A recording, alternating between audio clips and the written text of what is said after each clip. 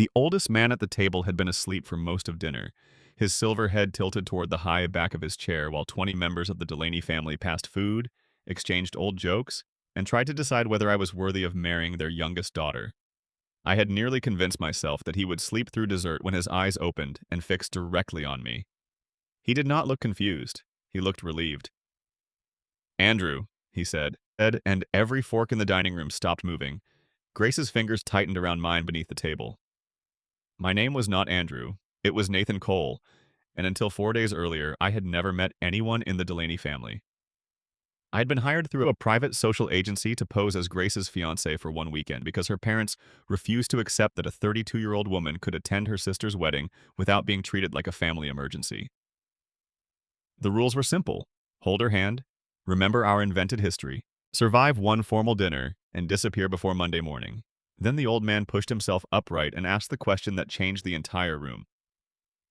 "Why did you finally decide to come home?" A woman near the fireplace dropped her wineglass. Grace's father went pale.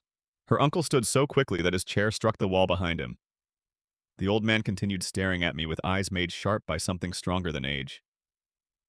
"We waited 35 years, he said. Your mother died believing you had forgotten the road." Grace leaned close enough that only I could hear her. "That's my great-uncle Samuel. He does not have dementia."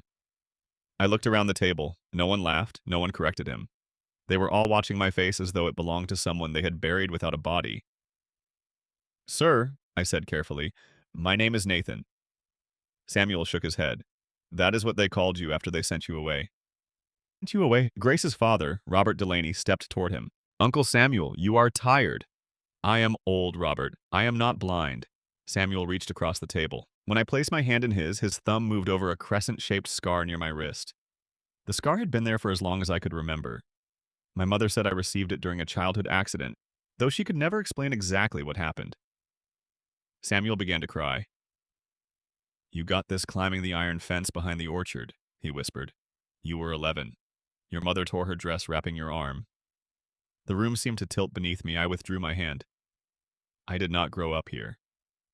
"No," Samuel said. "You were taken from here." Grace's mother covered her mouth. Robert's expression hardened. "That is enough." "No," Grace said, standing beside me. "It is not enough." "Who is Andrew?" Nobody answered. Samuel looked at her as though disappointed that she needed to ask. "Andrew Delaney was your father's older brother." Grace turned slowly toward Robert. "You told us you were an only child." Robert stared at Samuel instead of his daughter. "My brother died." "Then why does Uncle Samuel think Nathan is him?" "Because Uncle Samuel is remembering a young man who vanished decades ago." "Vanished or died?" Grace demanded. "The distinction matters." Her father's jaw tightened. "This is your sister's wedding weekend. We will not reopen old tragedies because a hired stranger resembles someone from the past." The word hired passed through the room like another broken glass. Grace went completely still. I had not told anyone about the contract, and neither had she. Robert looked at the sapphire ring on his daughter's finger and then at me. "Did you think I would not investigate a man who appeared without warning, claiming he planned to marry my child?" Grace removed her hand from mine. "You investigated him?" "The agency confirmed his employment this afternoon." Murmurs spread around the table. Her sister Claire stared at us in disbelief. Grace's mother sat down as if her knees had failed. Robert faced the family. "There is no engagement. Grace hired this man to deceive us." Grace lifted her chin. "Because every person in this room has spent years treating my private life like a defect that needed repair. That does not justify bringing a stranger into our home." "No," she replied. "But perhaps his presence is the first honest thing that has happened in this house for 35 years." She looked toward Samuel. "Tell us who Andrew was." Before the old man could answer, Robert ordered the staff to take him upstairs. Samuel resisted until his eyes found mine again. "The blue room," he whispered. "Your mother left the truth beneath the blue room." Two staff members guided him away. Robert turned to me. "You will leave tonight." I should have agreed. The arrangement had collapsed, the family was hostile, and whatever secret connected me to Andrew Delaney had nothing to do with the woman who hired me, yet Grace stepped between her father and me. "Nathan stays until we understand why Uncle Samuel recognized his scar. He stays and you forfeit your seat on the Delaney Foundation board." The threat landed exactly where Robert intended. Grace had spent 3 years building a proposal to convert part of the family's unused estate into a residential education center for teenagers aging out of foster care. The board planned to vote on her project after the wedding. Her father knew it was the reason she had come home and the reason she had invented the engagement. She looked at me and I saw the choice tear through her. "Then I forfeit the seat," she said. "Grace," I warned, "this project matters more than whatever happened to my family. Your family may be my family." Her voice shook, but she did not retreat. "I will not let him send you away because the truth is inconvenient." Robert left the dining room without another word. Grace's relatives followed in small, uneasy groups until only her mother, her sister, and I remained. Claire closed the doors. "Start at the beginning," she said. "How did you two meet?" Grace gave a humorless laugh. "At a hotel bar on Tuesday." 4 days earlier, I had been waiting for a contractor who never arrived when Grace Delaney approached my table and asked whether I could convincingly love someone I did not know. I assumed she was joking until she placed a professional companion contract beside my coffee. I had registered with the agency 6 months earlier after my small carpentry business collapsed under debt left by a dishonest partner. Most assignments involved charity events, corporate dinners, or acting as a guest so a client did not have to attend alone. I had never played a fiancé. Grace sat across from me wearing a charcoal suit and the expression of a woman accustomed to solving emergencies before breakfast. She had dark auburn hair, hazel eyes, and a calm voice that became even calmer when she was angry. "The assignment lasts from Friday afternoon until Sunday evening," she said. "You will attend my sister's rehearsal dinner, the wedding, and one family brunch." Why does a wedding require a temporary engagement? My family measures women by their proximity to marriage. That sounds exhausting. It is. Why not attend alone? Because my father chairs the family foundation. He believes unmarried women make impulsive long-term decisions. That is offensive. It is also the reason 2 board members are reluctant to approve my housing program. She explained the BOW project. An unused schoolhouse on Delaney land could become apartments, classrooms, and job training space for young adults leaving foster care.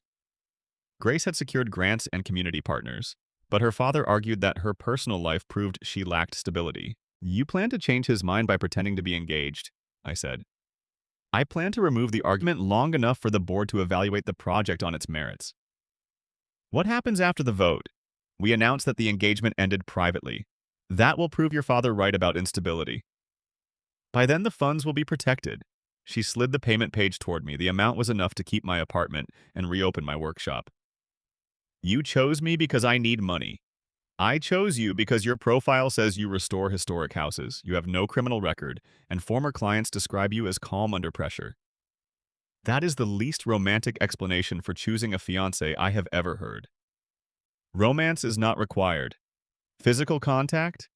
Only what appears natural. Hand-holding, an arm around my waist. Perhaps one kiss if my family becomes suspicious.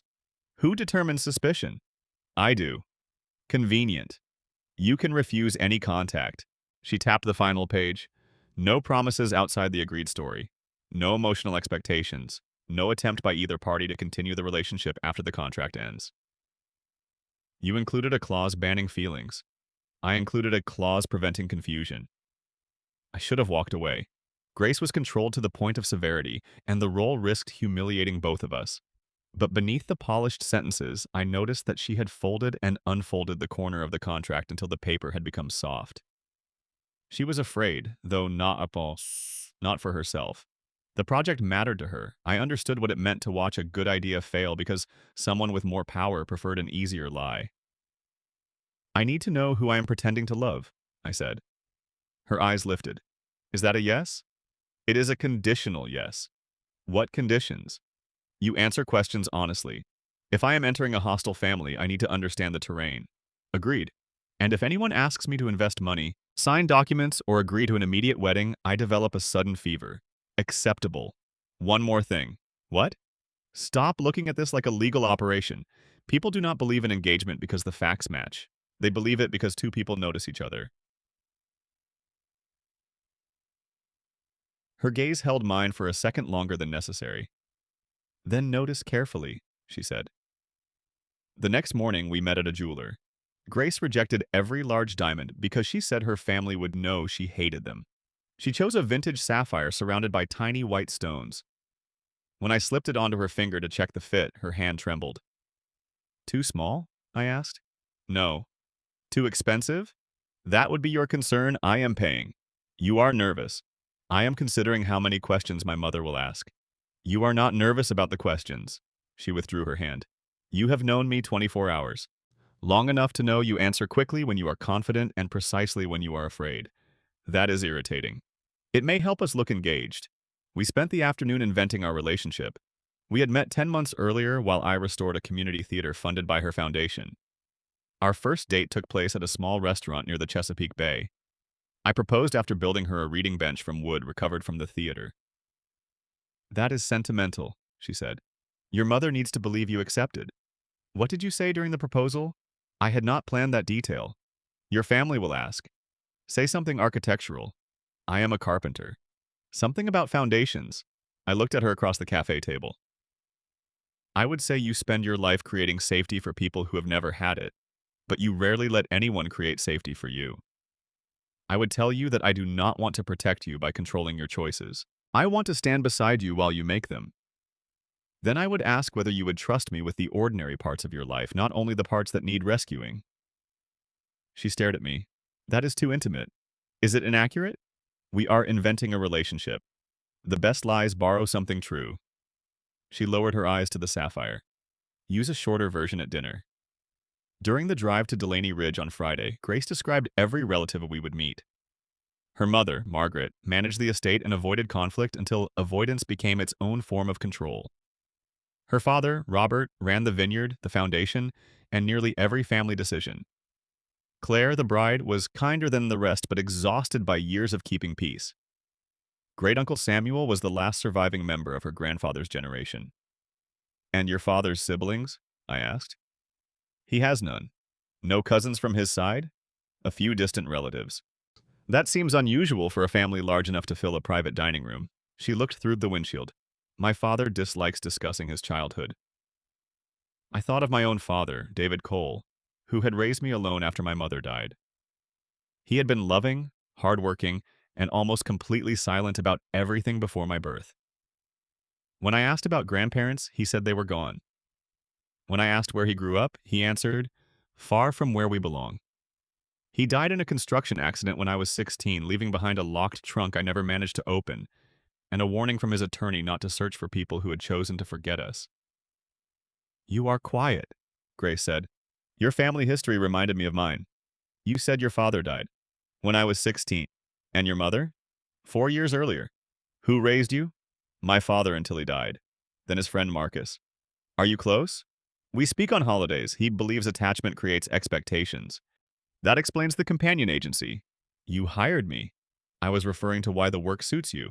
I do not deceive people for entertainment. Neither do I. She reached across the console and placed her hand over mine. For what it is worth, I am sorry about your parents. No one could see us. The gesture did not support the performance. I turned my hand beneath hers, and she did not pull away for several miles. Delaney Ridge stood on a hill overlooking rows of vines, orchards, and forest. The main house had white stone walls and dark green shutters. Margaret welcomed us with tears, embraced Grace, and examined the sapphire before looking at me. Nathan Cole, she said. Grace has told us almost nothing. We wanted privacy. Grace has called secrecy privacy since she was 12. Grace kissed her mother's cheek. And you have called interrogation concern for just as long. Claire ran down the front steps in a robe, hugged her sister, and asked whether I knew what I was marrying into. Robert arrived last. His handshake was firm, and his smile did not reach his eyes. Cole, he said, your business closed last year. Grace stiffened. Father, I research anyone joining this family. Nathan is rebuilding the company. With what capital? That is not your concern, I said. His eyebrows lifted.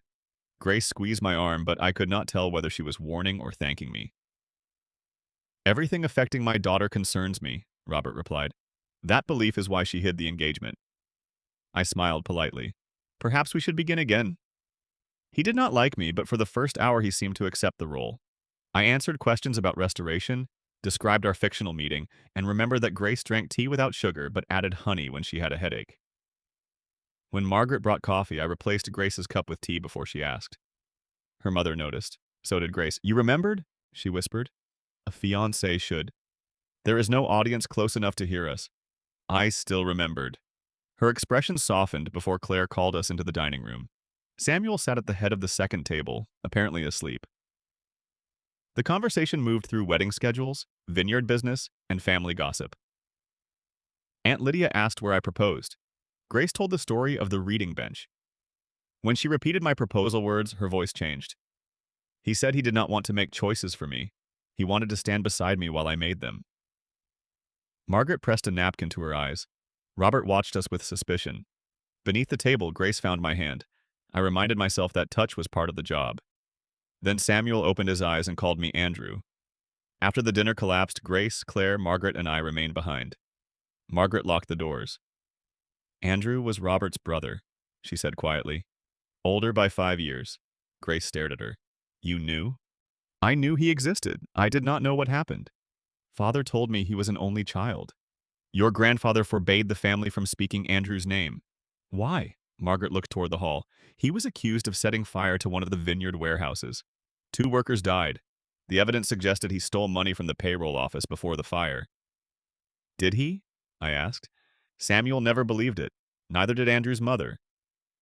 My grandmother, Grace whispered. Her name was Eleanor. She spent years waiting for Andrew to return. Where did he go? No one knows. His truck was found in West Virginia. There was blood inside and no body. And my father inherited everything, Grace said. Margaret flinched. Robert was 22. He did not create the circumstances. He benefited from them. Grace picked up Samuel's photograph from the table. It showed a young man beside a barn, laughing with one hand lifted against the sun. He resembled me enough that the room felt colder. The same narrow face, dark eyes, and crescent scar near the wrist were visible. How old would Andrew be now? I asked. 70, Margaret said. Then I cannot be him. No one thinks you are, Claire replied. Samuel saw Andrew's face in yours. Could Andrew have had a son? Grace asked. Margaret shook her head. He was engaged, but the woman left after the accusation. What was her name? Rachel Cole. My surname hit the room harder than Samuel's question. I stood so quickly that my chair moved backward. Cole? Margaret nodded. She was the daughter of the estate mechanic. My father was David Cole. Rachel had a younger brother named David. I felt the air leave my lungs. My father had never mentioned a sister. Are you saying my father knew Andrew? He grew up here. Then why did he tell me he had no family? Margaret looked toward the door as though expecting Robert to return. Because after Andrew vanished, the Coles were dismissed and ordered off Delaney Land. Rachel disappeared soon after. David was 16. Grace moved beside me. Nathan, your father may have been Andrew's brother-in-law. Or Andrew may have been my father. The words emerged before I could stop them. Everyone went silent. I was 36. If Andrew had survived, he could have fathered me years later. Your birth certificate? Claire asked. List David Cole as my father. Birth certificates can contain the name of the man raising a child, Margaret said. Not necessarily the biological father. I thought of the locked trunk, the scar, and my father's refusal to discuss the past. The blue room, Grace said. Samuel said the truth was beneath it. Margaret's face changed. The blue room belonged to Eleanor. Where is it? The second floor, west wing. Robert had it sealed after she died. Grace looked at me. We search it tonight. Your father wants me gone. My father has controlled the story long enough. Claire volunteered to keep the family occupied. Margaret hesitated, then gave Grace an old brass key. Your grandmother gave me this before she died, she said. She told me one day someone would need to open what Robert kept closed. Near midnight, Grace and I crossed the west wing. The hallway smelled of dust and old wood. I carried a flashlight while she unlocked the blue door. Inside, sheets covered the furniture. Pale wallpaper had faded around framed photographs that had been removed. The carpet ended near a built-in window seat. Beneath the room, Grace said. We searched floorboards, drawers, and the closet. Nothing moved.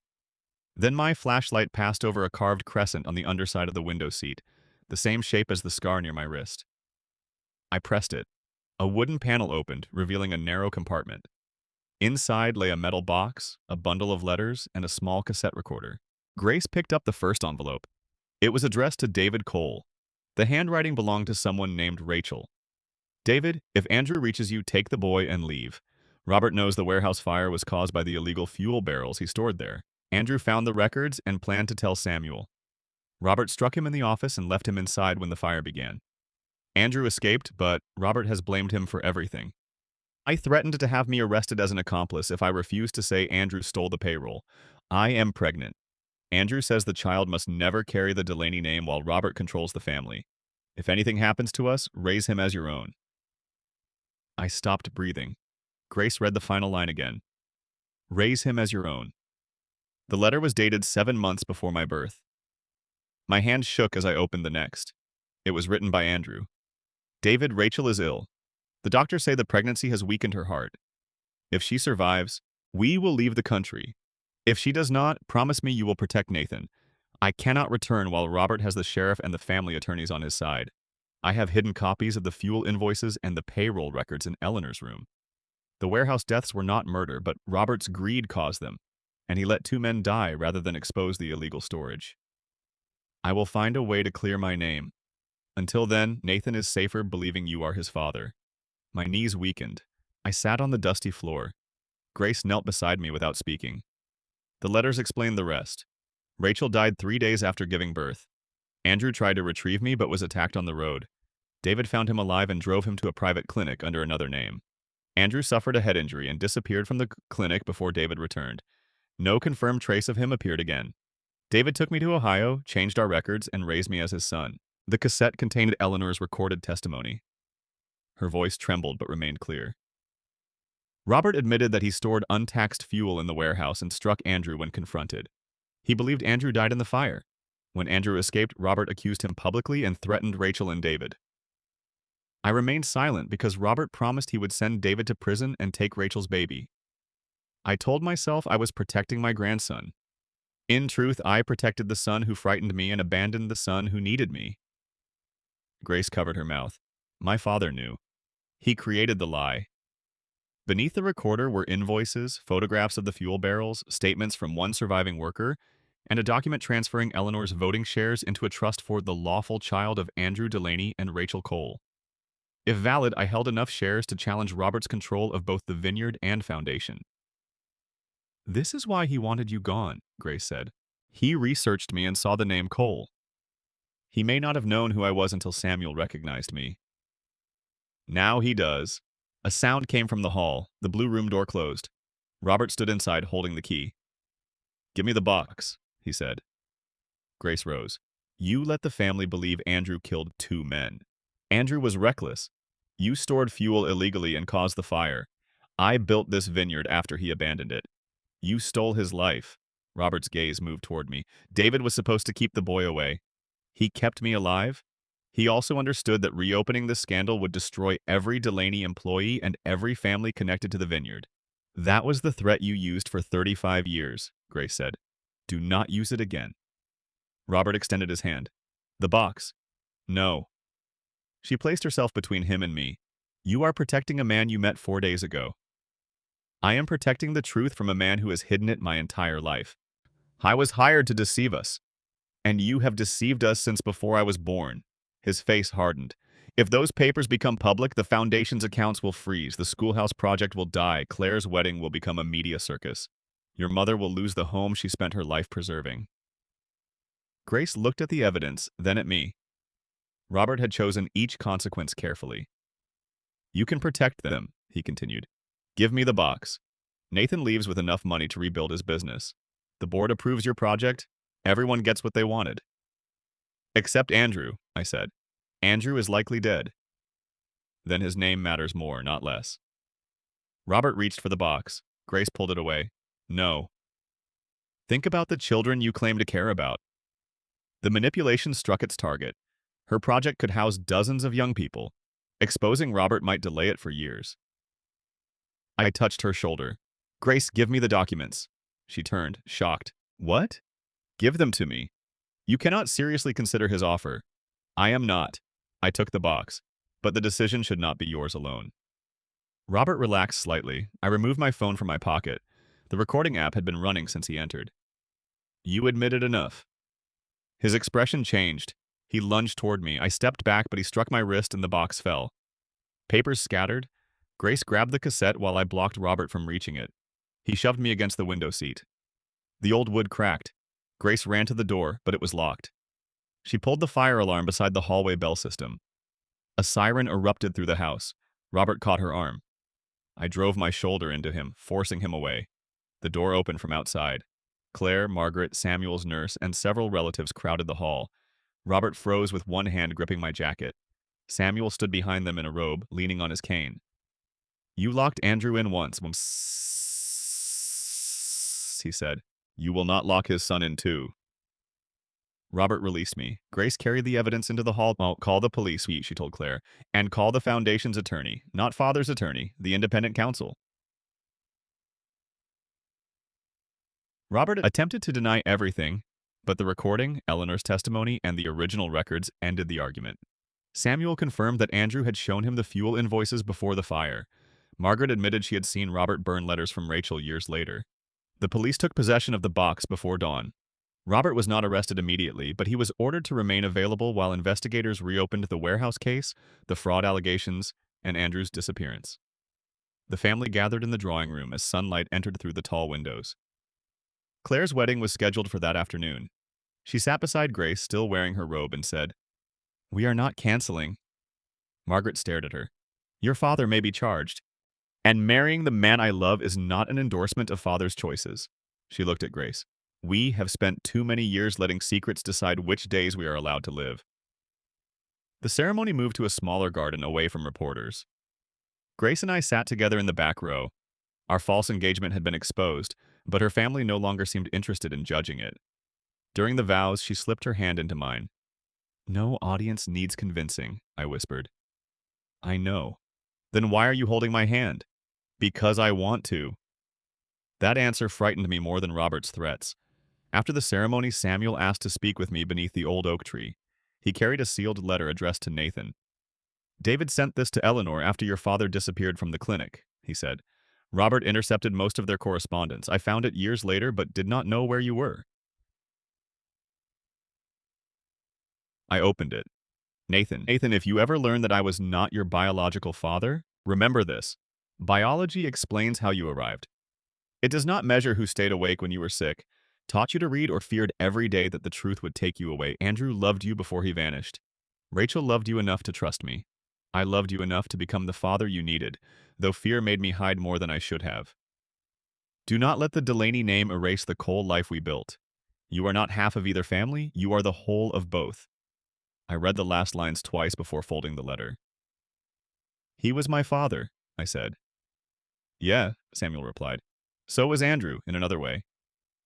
"Do you believe Andrew survived?" "For several years, perhaps. I received one postcard from Canada with no return address. It contained only 3 words. Is Nathan safe?" "What did you answer?" "I wrote to the address David provided. I said you were loved." My throat tightened. Was that the truth? Samuel looked toward Grace, who stood across the garden helping her sister adjust the wedding veil for photographs. "It is now." The investigation lasted 6 months. Financial records confirmed Robert had redirected vineyard funds and controlled the family foundation through forged proxies. Forensic review of the old warehouse proved that improperly stored fuel caused the fire. Robert had not intentionally killed the workers, but he had concealed the danger, attacked Andrew, and built his inheritance on the resulting lie. He was removed from every family position and eventually pleaded guilty to fraud, obstruction, and assault-related charges that remained prosecutable. Andrew's trail proved harder to follow. Clinic records listed him under the name Aaron Cole. He left after recovering partial memory and crossed into Canada. A social worker located one final record showing he died in Nova Scotia 12 years later. He had never married and had kept a photograph of Rachel holding me as a newborn. The news hurt in a way I had not expected. I had found my biological father only after learning I could never speak to him. Yet knowing he had asked whether I was safe changed the shape of his absence. He had not forgotten me.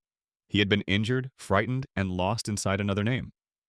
The Delaney Foundation board restored Andrew's shares to a trust in my name. I accepted only after an agreement ensured that no employee lost work and that the majority of the inheritance funded Grace's residential education center. She objected at first. "You do not owe my project your family's money," she said during a meeting at my workshop. It was stolen from Andrew's future. He wanted me safe. Helping young people build safe lives seems appropriate. You are making an emotional decision.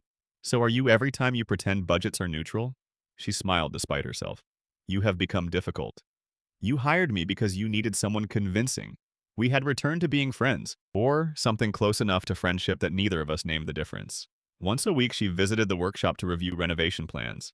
We ate takeout on overturned crates and argued about windows, storage, and whether exposed brick was beautiful or simply unfinished.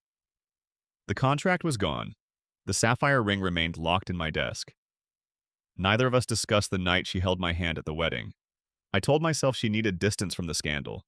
The truth was that I feared any relationship between us would be mistaken for gratitude, inheritance, or the emotional aftermath of danger. Grace appeared to share the concern. She never touched me unnecessarily. She never stayed after the work was done. Then one evening, 3 months after the investigation closed, she found the ring while searching my desk for a pencil. You kept it, she said. It belongs to you. I paid for it. Then it belongs to you financially. Emotionally? I set down the cabinet door I was sanding. It belonged to an arrangement. Was that all? No. The answer came too quickly to disguise. She closed the drawer. Nathan, we should not do this because our families were connected. I know. Or because you funded the center. I know. Or because I defended you against my father. Grace. She stopped. I loved you before Samuel called me Andrew. Her face went still. You had known me 4 days. I noticed you before then. I loved you later. There's a difference. When? Somewhere between watching you sacrifice your board seat for a stranger and watching you spend 3 hours redesigning a bedroom because one foster care advisor said institutional lighting caused anxiety. That is not romantic. Neither was your contract. She looked away. You cannot ask me to trust feelings born inside a deception. I am not asking for marriage. I am asking for dinner. We have eaten dinner dozens of times. A real one. No blueprints, no relatives, no board agenda. And if it goes badly, you can hire another fiancé.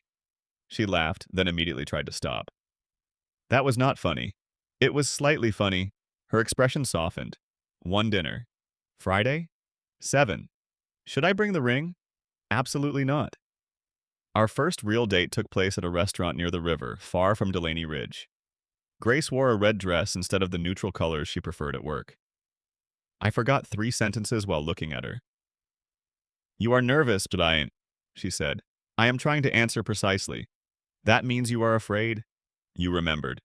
A fake fiancé should. You are not fake tonight. The waiter arrived before she could answer. We spoke about childhood, failure, and the people we had become outside our families. Grace admitted that she created ambitious projects because usefulness made her feel harder to reject. I admitted that after losing my parents and business, temporary roles had felt safer than belonging anywhere permanently. That is why Samuel's question affected you, Bite, she said. He asked why you came home. I did not know I had one. Do you now? I looked at her across the candlelit table. I know home is not the estate. Good. It may be a person. She lowered her eyes. That is dangerously close to one of your proposal lines. I can discuss foundations instead. Please do not. When I walked her to her car, rain began. We stood beneath the restaurant awning while water blurred the streetlights. During the contract, what? She said, we agreed one kiss might be necessary. I remember. It never happened. Your family discovered the lie before suspicion required it. There is no family here. No. She stepped closer. No contract either. Also true. Then what would make a kiss necessary now? Nothing. I touched her cheek. That is why it would matter. I waited until she nodded. The kiss was slow, uncertain for only a second, then warm enough to erase every rehearsed gesture we had performed at Delaney Ridge. Her hands closed around my jacket. When we separated, she rested her forehead against my chest. That was a terrible professional decision, she whispered. I left the agency. When? The morning after the wedding. She looked up. Why? I did not want anyone else hiring me to pretend to belong beside them. Her smile trembled. Good. We dated for a year before discussing marriage. The Andrew and Rachel Center opened in the renovated schoolhouse with 30 apartments, classrooms, studios, and a carpentry workshop where I taught twice a week. Grace became executive director after the board unanimously approved her appointment without asking whether she had a husband. Margaret moved into a smaller home near the vineyard and began visiting the center every Wednesday. Claire had a son and named him Samuel Andrew. Robert wrote letters from prison asking forgiveness. Grace read them but did not answer until she was ready. I visited once. He looked older than his years and asked whether I hated him. Some days, I said. Other days I am too busy building what you tried to prevent. Andrew would have inherited everything. He wanted a family, not control. You cannot know that. He spent his final years asking whether I was safe. That tells me enough. Forgiveness did not arrive as a dramatic release. It appeared in smaller choices. Correcting Andrew's name in family records, allowing Robert's grandchildren to ask honest questions, and refusing to let shame become another secret passed down. Samuel lived long enough to see the center open. At the ceremony, he took my hand and called me Nathan. I am sorry I mistook you for Andrew, he said. You gave me the question I needed. Which question? Whether I had come home. And have you? I looked across the courtyard where Grace stood laughing with teenagers painting a mural. I think I am still arriving. Samuel smiled. That is how home works. On the anniversary of our first dinner, Grace invited the entire family back to Delaney Ridge. I arrived late because one of the center's residents needed help repairing a broken desk. When I entered the dining room, everyone sat in almost the same places as the night Samuel recognized me. His chair stood empty. He had died peacefully 2 months earlier, leaving me his cane and a note that said, "The oldest guest should never be trusted to remain quiet." Grace met me near the doorway. You finally decided to come home, she said. The echo stopped me. Is that a question? An observation. You sound like Samuel. He asked me to use the line when the time was right. She took my hand and led me to the table. After dinner, she asked me to walk with her to the orchard fence where Andrew received the scar that matched mine. Lanterns hung between the trees. You arranged this, I said. I inherited some controlling tendencies. At least you admit them. She stopped beside the old iron fence. The first time you came here, you were pretending to love me. Then my family asked why you had returned to a home you did not know existed. I spent a long time worrying that everything between us came from that night. And now? Now I know the mystery brought us into the same room. It did not make you stay. It did not make me call you after the investigation. It did not create the life we have built. Grace, are you proposing? She smiled. That depends. Do you object? Strongly. I had plans. Architectural plans? Carpentry plans. I reached into my jacket and removed a small wooden box I had made from oak, salvaged from the blue room's broken window seat. Her eyes filled with tears. You knew. Samuel was not good at keeping new secrets. Inside was a ring made with the sapphire from our false engagement reset into a simple gold band. Beneath it, carved into the wood, were the words "no role, no contract, no borrowed home." I lowered myself onto one knee. The first time I wore the title of your fiancé, it belonged to a lie we believed would protect your future. Since then, you have shown me that love is not protection from uncertainty. It is choosing honesty inside it. You did not rescue me from my past. You stood beside me while I faced it. You did not give me a family. You helped me understand I had the right to choose one. Her tears fell freely now. Grace Delaney, will you marry me for real and keep choosing the ordinary days after every mystery is solved? She knelt in front of me. Stand up. This is traditional. Our first engagement followed enough traditions. I stood, and she placed both hands around my face. Yes, but we stand together. I slipped the ring onto her finger. Cheers erupted from behind the orchard wall. The entire family had followed us despite Grace's instructions. Claire blamed Margaret. Margaret blamed Samuel's note. I kissed Grace while everyone applauded, and for once neither of us cared who was watching. We married the following spring at the center, rather than the estate. The ceremony took place in the courtyard beneath the mural painted by its first residents. Margaret carried Andrew's photograph. Marcus, the man who raised me after David died, attended and cried harder than anyone. Robert was not permitted to leave prison, but he sent a letter accepting responsibility without asking us to forgive him. Grace read it privately and placed it in the family archive beside Eleanor's testimony, Andrew's letters, and David's final message. We did not hide the painful parts, we labeled them clearly. Years later, our daughter asked why her mother's engagement ring looked older than their marriage. Grace told her it had once been used in a pretend promise. Did Daddy lie? She asked. We both did, Grace said. But then we became brave enough to tell the truth. The sapphire still bears a tiny scratch from the night it fell onto the blue room floor. Grace refused to have it polished away. She says reminders should not be erased simply because the ending became beautiful. I agree. My father Andrew never returned to Delaney Ridge, but his name did. David Cole never received public recognition for protecting me, yet every ordinary day of my childhood carries his love. Samuel spent decades waiting for a nephew and found that nephew's son instead. Grace hired a stranger because her family had convinced her that appearing loved mattered more than being respected. I accepted because temporary belonging felt safer than asking anyone to choose me permanently.